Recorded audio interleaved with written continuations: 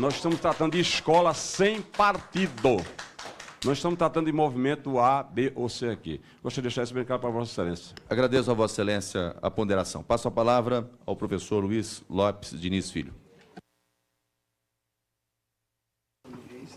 Alô? Dá para ouvir? Uhum.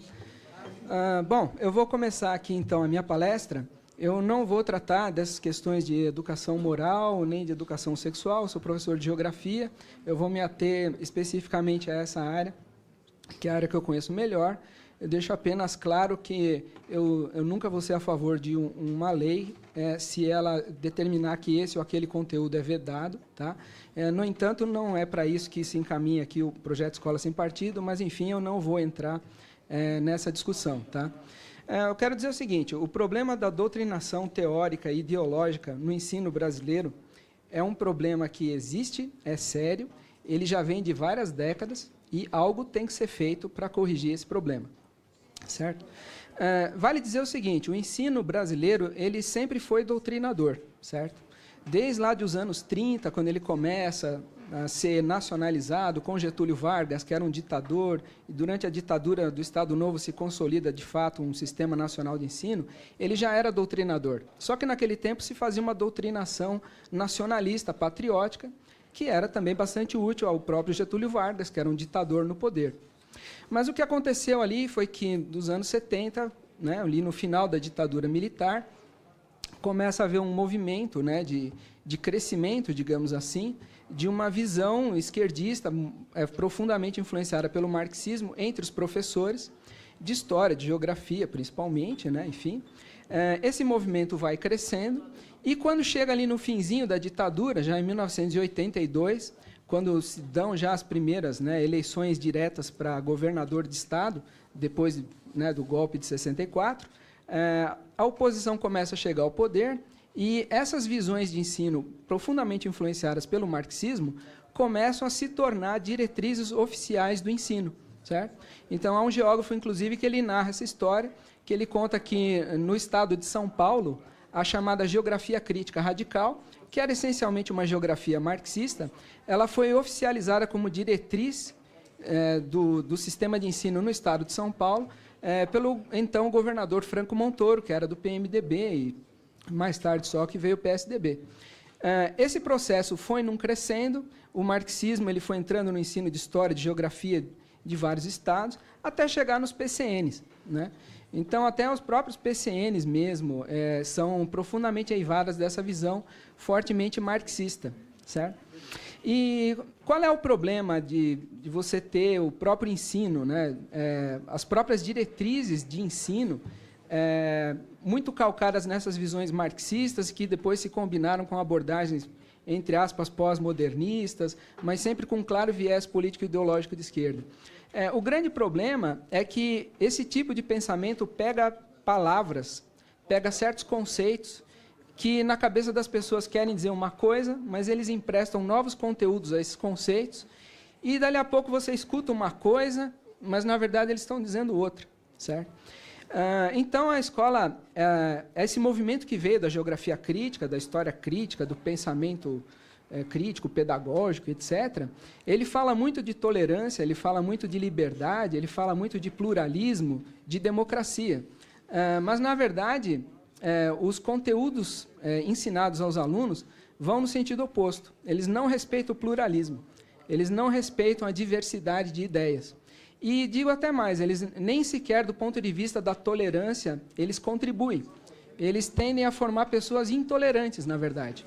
Não intolerantes com relação a uma raça, ou intolerantes com relação a uma orientação sexual, que seja, mas intolerância em relação a quem pensa por padrões que não são da esquerda marxista radical, e intolerância até a classes sociais que são identificadas com um pensamento que seria oposto ao deles. Eu vou dar só um pequeno exemplo. Eu já publiquei esse livro aqui em 2013, por uma crítica da geografia crítica. Hoje em dia esse livro tem de graça na internet, dá para baixar lá a versão PDF dele e tal. E aqui, 2 capítulos, eu dou vários exemplos de como os livros didáticos impõem uma visão unilateral da realidade e sempre com um efeito oposto ao que o livro diz que vai oferecer ao aluno, certo? Mas aqui eu trouxe aqui, só como exemplo esse livro aqui, né? Brasil, Sociedade e Espaço, José William Vizzentini, que é um livro de geografia, e eu trouxe de propósito uma edição antiga. Esse livro aqui é de 90, é dos anos 90, é uma edição bem antiga, só para mostrar como o problema antigo é velho. O Vizzentini, nos livros didáticos dele, ele afirma que a geografia crítica deve respeitar a autonomia de pensamento do aluno, ou seja, deve mostrar ao aluno visões diferentes da realidade social, para que o aluno autonomamente decida com qual visão ele concorda melhor. E isso é algo que eu sou plenamente a favor. Eu acho que é isso mesmo que o professor de geografia deve fazer. Só que isso é o que ele promete, mas o que ele entrega não é isso. Porque quando a gente lê o livro dele, a gente vê que esse livro é unilateral. E eu vou citar aqui só uma passagem aqui desse livro que trata de questões de geografia urbana, né? Então, ele diz o seguinte: a cidade, hoje o local de moradia da imensa maioria dos brasileiros, reflete muito bem essa característica do capitalismo selvagem ou dependente. Os investimentos estatais voltam-se primordialmente para obras e serviços que beneficiarão as grandes empresas ou os bairros mais luxuosos, e as camadas populacionais de baixa renda são normalmente entregues à própria sorte. Além disso, as organizações populares são frágeis, devido não somente à competição pelos escassos bons empregos, mas também, e principalmente, à supremacia do autoritarismo político. O direito de greve é restrito, as decisões são tomadas de cima para baixo, sem levar em conta os interesses populares, o que ocorre de modo rotineiro em quase todos os setores da vida nacional. Diante dessa fragilidade, aparece o domínio do mais forte, do mais poderoso. E o mais forte, no caso, é o grande capital, os interesses empresariais de lucros a curto prazo e com base na exploração dos trabalhadores. Mais adiante, aqui no mesmo capítulo, ele defende invasões de terrenos públicos. Mais na frente, ele vai falar: um movimento popular que vem se multiplicando ultimamente nas grandes cidades brasileiras é o dos sem-terra urbanos. São centenas de famílias que, da noite para o dia, invadem um dos muitos terrenos ociosos que existem nas cidades e aí procuram fixar moradia. Os problemas, evidentemente, são inúmeros. Repressão policial, conflitos com fiscais da prefeitura, com seguranças contratados pelos proprietários dos terrenos, etc. Mas, muitas vezes, a resistência desses invasores, entre aspas, né, consegue fazer com que, no final, eles sejam vitoriosos com um local garantido para construir suas casas, né? Aí, mais adiante ainda, ele fala: como se vê na ausência de canais institucionais que garantam um real diálogo da população com as autoridades, a própria população tem de criar, às vezes pela força, suas formas de ser ouvida. Como expressão de conflitos urbanos no Brasil, podem-se ainda citar as ruas e loteamentos clandestinos, os saques a armazéns e supermercados, a ocupação de edifícios abandonados, etc. São formas de conflitos oriundas da urbanização problemática do país, feita a partir do desenvolvimento de um capitalismo selvagem que multiplica as desigualdades e marginaliza constantemente uma grande parcela da população. Se eu sou um aluno do ensino médio, leio um negócio desse aqui, eu vou simplesmente achar que é isso aí, temos que invadir mesmo, certo? Isso aqui favorece a tolerância, isso aqui é respeito ao pluralismo, e vale dizer o seguinte: essa explicação que centra os problemas da urbanização brasileira no capitalismo selvagem, no capitalismo dependente, é própria de uma versão, de uma determinada corrente teórica dentro da academia, certo? Então, são teorias do subdesenvolvimento, teorias da dependência, que foram teorias que se desenvolveram muito lá nos anos 50, nos anos 60, nos anos 70, e que apresentam essa visão de que é por isso que você tem favelas nas cidades do terceiro mundo. Isso é apenas uma maneira de explicar o problema, certo? Se alguém perguntar para o Hernando de Soto, por exemplo, um economista peruano, por que existem favelas, por que existem moradias irregulares, informais nos países do terceiro mundo, ele dá uma explicação completamente diferente dessa, que não tem nada a ver com isso que está aqui. Pelo contrário, de Soto vai dizer: o problema não é o capitalismo, o problema é que as instituições que sustentam a economia capitalista nos países do terceiro mundo, elas não são bem estruturadas para favorecer os pobres, para reconhecer a propriedade dos pobres. Enfim, isso é apenas um pequeno exemplo. Então, assim, não há preocupação de mostrar para o aluno duas teorias e, olha, aluno, você, autonomamente, você decida com qual você concorda. Só tem uma, embora o próprio Vizzentini diga que ele vai apresentar mais de uma, certo? E essa visão aqui, ela não favorece, no meu entender, ela não favorece a tolerância de jeito nenhum. Então, quem lê isso daqui chega à conclusão que as pessoas que moram em bairros luxuosos, né, são exploradores dos trabalhadores, são bandidos, né? Tem outras passagens de outros livros que eu cito nesse aqui, em que é dito explicitamente, o problema dos países do terceiro mundo é que existe uma elite rica que se beneficia da corrupção, que se beneficia da dependência do Brasil em relação aos Estados Unidos, e essa elite rica se dá bem, enquanto o resto da população passa fome, certo? Na outra vez que eu estive aqui no Congresso para falar desse mesmo assunto, eu citei vários conteúdos de livros didáticos de geografia que são falsos. Mas quando eu digo que eles são falsos, não é porque eu estou usando uma teoria diferente para interpretar a realidade. Não, eles são falsos porque eles agridem os fatos. Certo? Então, livros como esse daqui, mas mesmo livros recentes desse mesmo autor, até hoje ficam dizendo por aí que no Brasil a maior parte da população passa fome. Isso é uma agressão aos fatos, porque os dados da pesquisa de orçamentos familiares do IBGE, a POF, já demonstrou que no Brasil a fome já era um problema de pequena magnitude, a desnutrição, né, para usar um termo mais técnico, a desnutrição já era um problema de pequena magnitude em 1989. Em 2002, 2003, antes mesmo do Fome Zero, a desnutrição no Brasil já era um problema meramente residual. No entanto, você pega livros de geografia publicados em 2013, dizendo que no Brasil a maior parte da população passa fome. Então, assim, é uma agressão aos fatos, mas que reflete as teorias marxistas que servem de base para a elaboração desses livros didáticos. Certo? É isso que os alunos estão aprendendo na escola. Eles estão aprendendo, eles estão vendo ali um Brasil que não existe. Eles estão aprendendo que existe um setor da sociedade que é culpado por tudo que acontece de ruim. E os livros didáticos não falam assim, é a burguesia. Eles falam, são as elites, é a minoria rica, como nesse caso aqui, os moradores de bairros luxuosos, e sempre aquela visão muito empobrecedora de que o Estado é um mero agente executivo das classes dominantes, que usam o poder do Estado para oprimir e para explorar e para se dar bem às custas dos outros. Isso daqui favorece a tolerância? Isso aqui favorece o pluralismo? De jeito nenhum. Isso aqui, eles estão o tempo inteiro cindindo a sociedade entre o grupo do mal e o grupo do bem. Então, o que você faz com as pessoas que moram nos bairros luxuosos se elas exploram os trabalhadores e usam o poder do Estado para oprimir os pobres? Vamos invadir, né? Que é mais ou menos isso que ele está dizendo aqui. Que, inclusive, ele justifica as invasões dizendo isso. É isso aí. Eles são explorados, não têm onde morar, o Estado não os escuta, o Estado não governa para eles, só pensa no lucro do capital. Então, no final das contas, o livro está dizendo, é isso aí, temos que invadir mesmo. Então, eu não acho que... Agora, é claro, quando a gente vai conversar com professores, eu faço parte do... há uns bons anos já, eu participo do PDE, que é o Programa de Desenvolvimento Educacional lá do Governo do Estado do Paraná. Quando a gente conversa sobre eles, sobre essa questão da doutrinação, todos eles falam que eles não doutrinam, que, pelo contrário, não, a gente é contra isso. Mas é isso que eu vivo chamando a atenção. Como eu disse mais no começo aqui da palestra, né? O problema aqui no ensino brasileiro é que existe, digamos assim, um duplo pensar, sabe? Assim, eles falam uma coisa, mas eles fazem outra.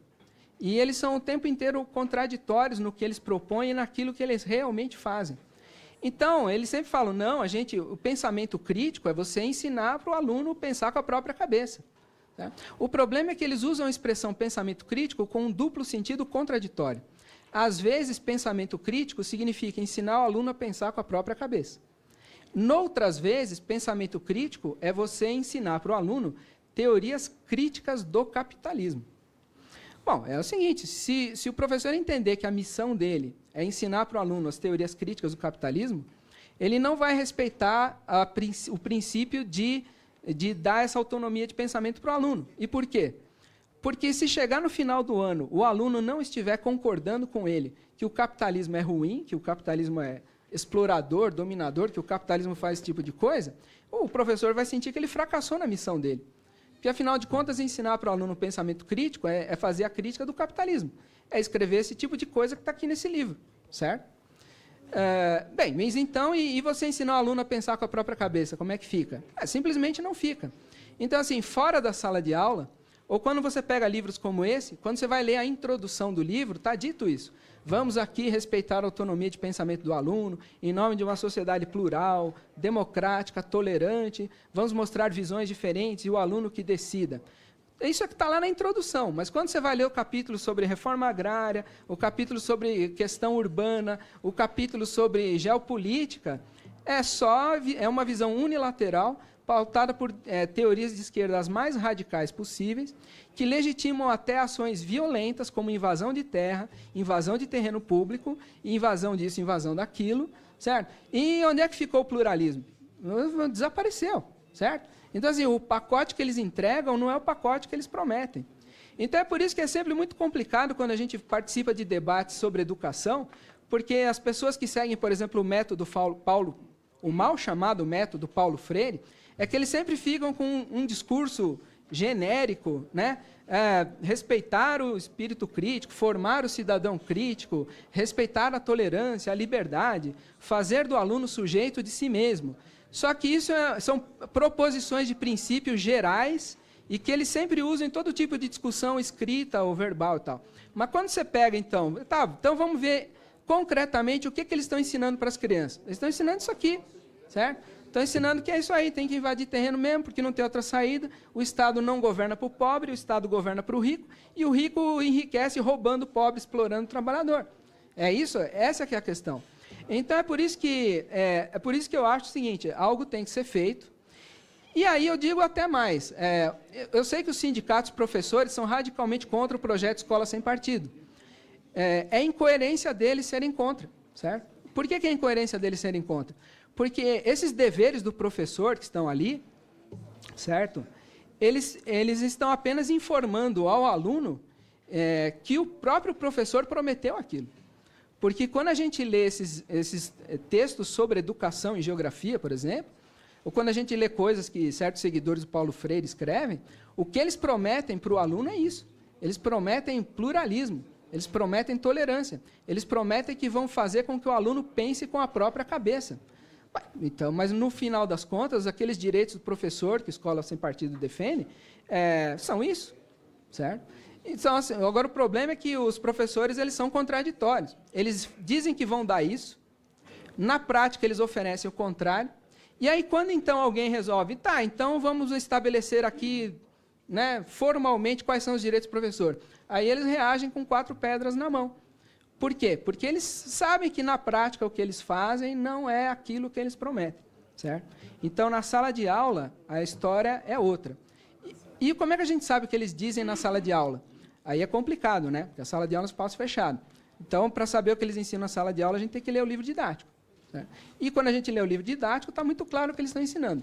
Não tem nada de pluralismo, não tem nada de tolerância, não tem nada de respeito à autonomia de pensamento do aluno, certo? Então, é por isso que eu digo, inclusive, há uns anos atrás, até o Miguel Najib, né, ele até me pediu para eu escrever um parecer sobre a representação número 446/2008, né, a gente caminhou lá para tratar justamente dessa questão da doutrinação ideológica, e lá eu contei toda essa história. Eu mostrei como o ensino brasileiro nasceu doutrinador, só que uma doutrinação nacionalista, né, patriótica, né, fazia sentido, e depois, quando chega no final da ditadura, que a esquerda começa a chegar ao poder, ela incute uma visão que promete ser contrária à doutrinação. Então, eles fazem toda uma crítica à doutrinação patriótica, nacionalista, etc., e propõem justamente isso, vamos deixar o aluno pensar pela própria cabeça. Então, isso foi o que eles propuseram para se contrapor ao ensino do tempo da ditadura. No entanto, o que eles puseram no lugar não foi um ensino pluralista, não foi um ensino não doutrinador. Ao contrário, eles apenas trocaram uma doutrinação patriótica, nacionalista, por uma doutrinação de esquerda, certo? E, no começo, essa visão era muito centrada no marxismo. Depois, com a própria crise do marxismo, houve uma aproximação dos marxistas com autores que a gente pode chamar mais pós-modernos, e eles acabaram incorporando essas questões de gênero, incorporaram as questões de raça e assim por diante, né?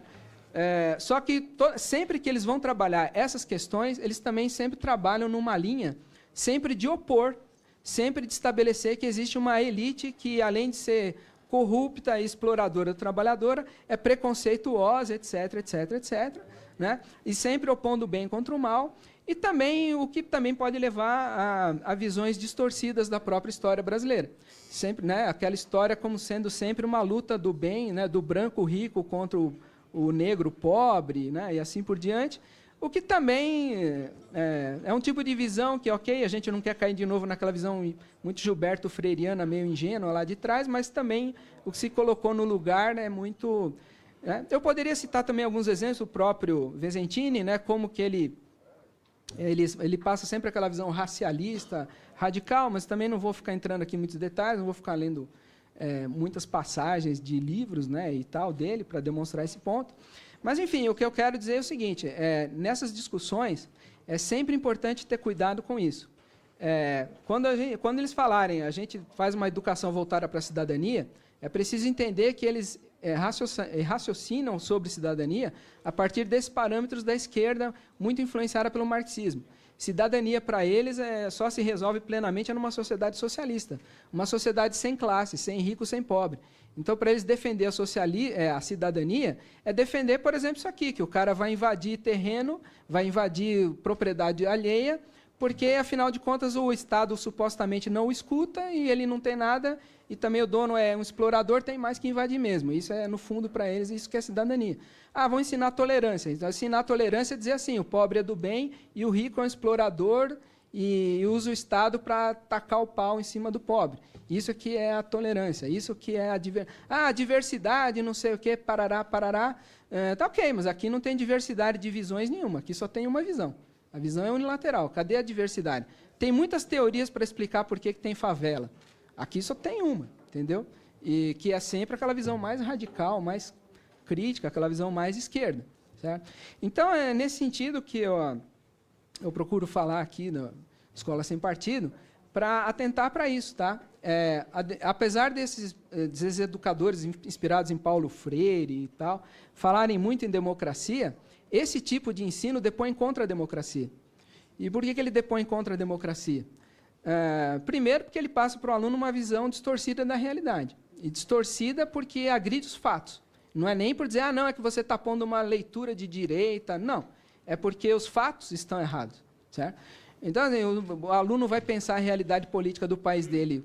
Na verdade, ele está pensando num país que não existe, então aí já começou a complicar. Né? Mas, enfim... Então, destacar isso, tá? Que a importância que esse tipo de ensino prejudica a democracia, porque tenta desequilibrar o jogo político a favor de partidos de esquerda, que tem esse mesmo tipo de discurso radical, né? E também porque leva o aluno a refletir sobre um Brasil que não existe. Certo? Bom, mas é isso. Eu acho que esse era o recado aqui que eu queria passar. Obrigado.